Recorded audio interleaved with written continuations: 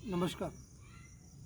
मैं अजय आवारा आज फिर आपसे बातचीत करने के लिए, विचारों के आदान प्रदान के लिए आपके सामने उपस्थित हूँ। इससे पहले हम अपने किसी नए विचार पर कुछ प्रतिक्रिया व्यक्त करें, मेरा आपसे अनुरोध है कि आप कृपया मेरे चैनल को सब्सक्राइब कर सकें, जिससे हम आपस में एक दूसरे से वार्तालाप कर सकें। हर बार के विषय की तरह इस बार फिर हम एक नया विषय लेकर आए हैं, और इस बार जो विषय लेकर आए हैं वो वस्तुतः हर एक के जीवन की घटना है। कोई भी व्यक्ति इस विषय से अछूता नहीं है, चाहे किसी भी श्रेणी, किसी भी वर्ग, किसी भी आप कह सकते हैं श्रेणी में रहा हो, या किसी भी क्षेत्र में रहता हो, किसी भी देश में रहता हो। पृथ्वी के हर कोने में, हर देश में, हर प्रदेश में, हर वर्ग, हर श्रेणी, हर व्यवसाय, ये किसी भी व्यक्ति के जीवन में ये पल आता ही है। आखिर ऐसा कौन सा वो पल है? हर कोई आदमी जाने अनजाने इस विषय पर बात करता है। वो विषय है जनरेशन गैप।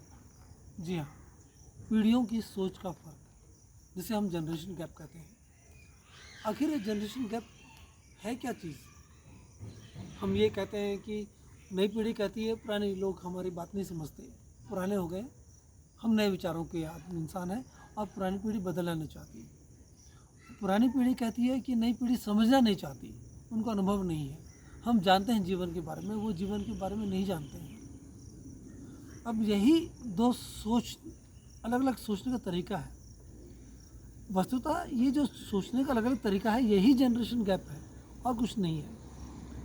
अगर हम, जैसे आप ये लगा सकते हैं, अगर दो व्यक्ति दो विचारों को व्यक्त कर रहे हैं, अगर हम उसके विचारों को व्यक्त करने का कारण समझ जाएं, तो हमारे बीच में कोई मतभेद रहेगा नहीं।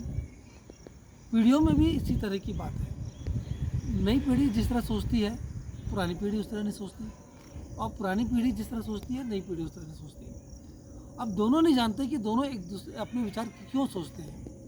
अगर नई पीढ़ी ये समझ जाए कि पुरानी पीढ़ी के सोचने का नज़रिया इस तरह क्यों है, तब कोई परेशानी नहीं होगी। और पुरानी पीढ़ी अगर ये समझ जाए कि नए युवकों के सोचने का तरीका क्या है, तब कोई समस्या नहीं होगी। समस्या यही है कि दोनों ही नहीं समझ पाते कि आखिर दोनों इस तरह सोचते क्यों हैं। जिस तरह भी सोचते हैं, जिस विचार पर भी सोचते हैं, कि उस तरह क्यों सोचते हैं, यही समस्या का मूल कारण है। आप इसको इस तरह से ले सकते हो, नई पीढ़ी कहती है कि हम नए विचार हैं, और पुरानी पीढ़ी कहती है कि हम अनुभव हैं। अब अनुभव और नए विचार में क्या तालमेल? नए विचार हैं, अनुभव है, दोनों अलग अलग चीज़ें हैं। अब दोनों अलग अलग चीज़ें हैं, तो हम अपने विचार को दूसरों पर थोपने की कोशिश क्यों करते हैं? पुरानी पीढ़ी ने मान लिया कि बहुत अच्छा अनुभव ज्ञान किया है, अर्जित किया है, लेकिन नई पीढ़ी उस अनुभव की उपयोगिता क्या समझेगी? ज़रूरी तो नहीं है ना वो समझे। और अगर नई पीढ़ी बोलती है कि हम नए विचार हैं, तो वो कैसे उम्मीद कर सकते हैं कि पुरानी पीढ़ी उनके नए विचार से सहमत ही हो? अब आखिर इसका हल क्या है? मैं बताता हूँ हल क्या है।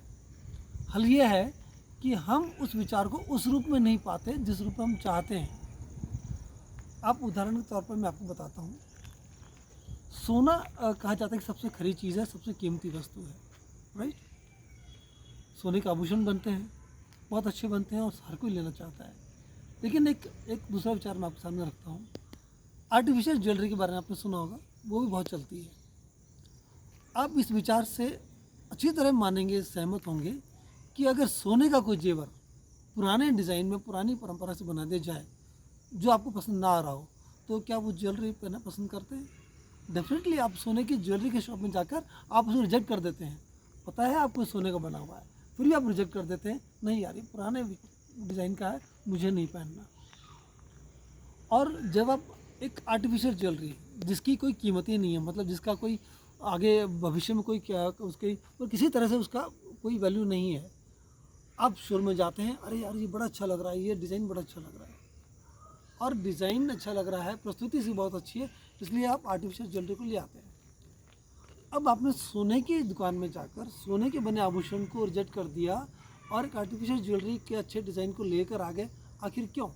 जबकि आपको अच्छी तरह पता है कि वो सोना जो है सबसे कीमती वस्तु है, कीमती होते हुए आपने उसे रिजेक्ट करके आ गए। इस विषय को अगर आप समझ सके, इसके दृष्टिकोण को अगर आप समझ सके, तब आप समझ जाएंगे कि पीढ़ियों का गैप, जनरेशन गैप क्यों है, पीढ़ियों में टकराव क्यों है। अब मैं एक और उदाहरण देता हूँ। मैंने आज बासमती चावल बनाया, उसका पुलाव बनाया बासमती चावल का।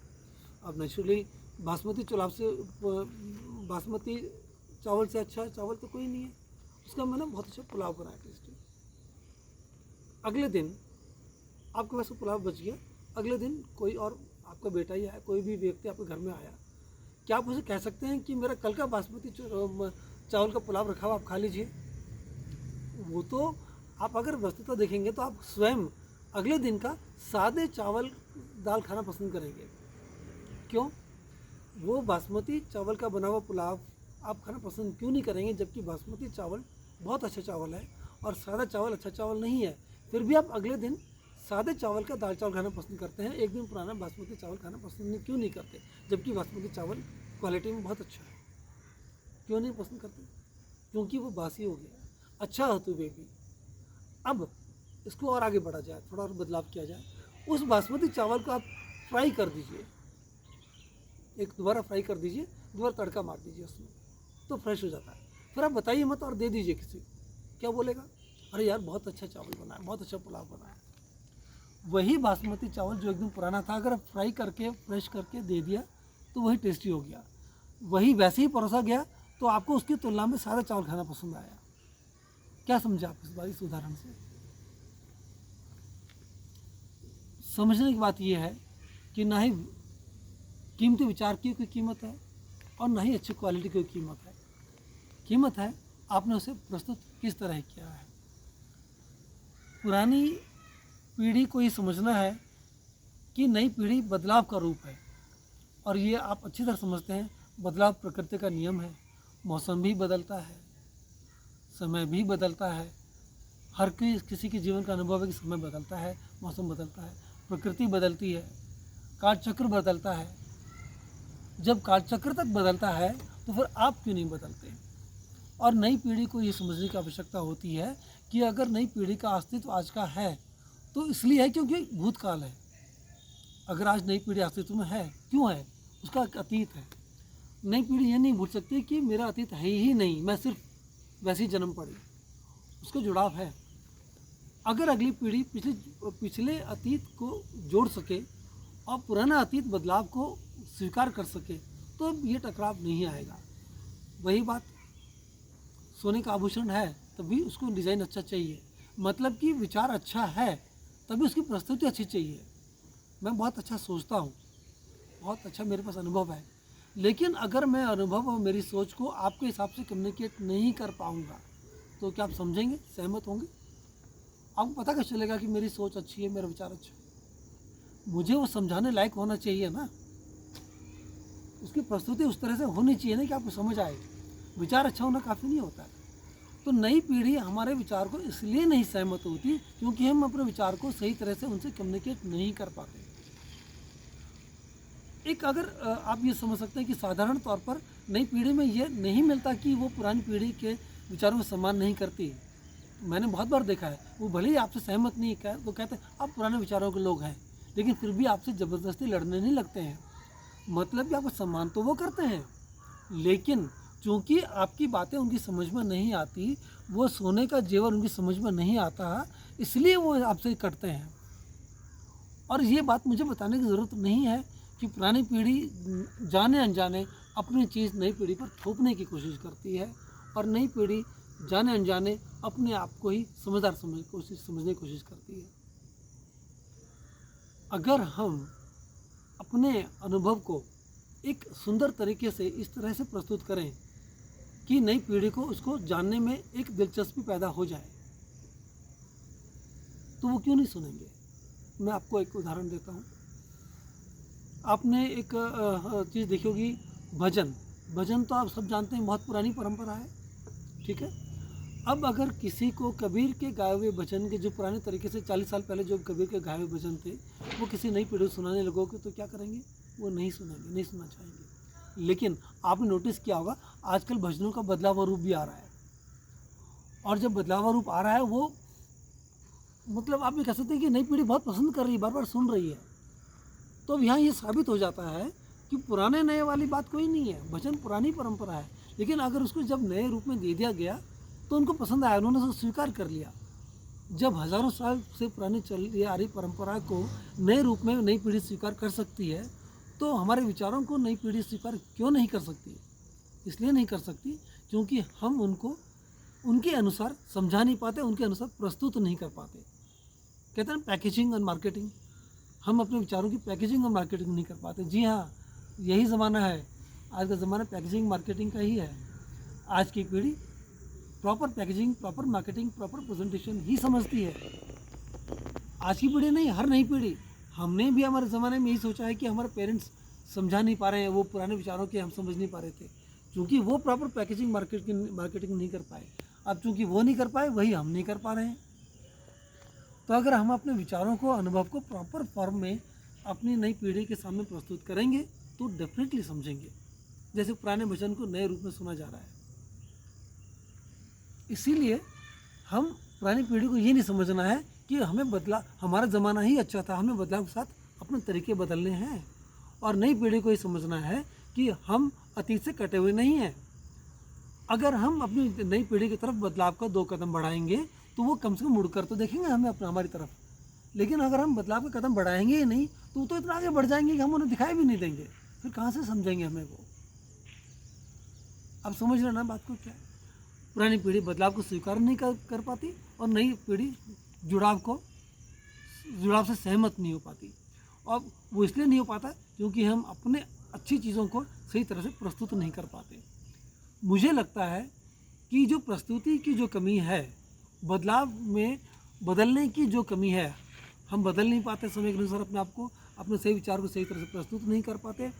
इसलिए नई पीढ़ी पुरानी पीढ़ी से जाने अनजाने कट जाती है, क्योंकि एक कम्युनिकेशन, एक संवाद बन नहीं पाता है। और संवाद इसलिए नहीं बन पाता है क्योंकि संवाद सुनने का कारण नहीं है, क्योंकि उसमें रुचि नहीं है। इस बात से तो आप इनकार नहीं कर सकते कि कितनी भी अच्छी चीज़ हो, अगर रुचिकर ना हो तो आप नहीं लेंगे। आप भी समझ लीजिए बहुत अच्छा अगर पकवान है लेकिन सही बनाया नहीं गया है, सही से प्रस्तुत नहीं किया गया है, तो आप क्या खाने बैठेंगे? नहीं बैठेंगे ना। इसीलिए अच्छे विचार को, अच्छे अनुभव को भी अच्छे तरीके से प्रस्तुत करने की आवश्यकता है। और अगर वो नहीं कर पाते हैं तो नई पीढ़ी वो नहीं समझ पाती, क्योंकि उनको रुचिकर नहीं लगता है। और नई पीढ़ी को तो रुचि ही चाहिए। आप इस तरह से समझ सकते हैं कि, और जाने अनजाने हम क्या करते हैं कि हम अपने आप को थोपते हैं उनके ऊपर कि नहीं तुम्हें यही करना है, हम सही हैं। जब हम जिद पर आ जाते हैं कि हम सही हैं, तो जिद तो एक इंसान का, मानव का स्वाभाविक स्वभाव है ही। जिद पर कोई किसी की बात नहीं मानता, भले ही वो आपके बुज़ुर्ग हों, चाहे आप उनके बुज़ुर्ग हों।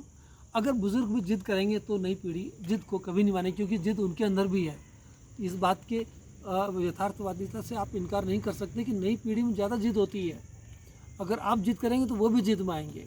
लेकिन अगर आप अपने विचार को सही तरीके से बदलाव के साथ अपने आप को बदल कर एक रुचिपूर्ण तरीके से प्रस्तुत कर सकेंगे तो डेफिनेटली वो आपकी बात सुनेंगे।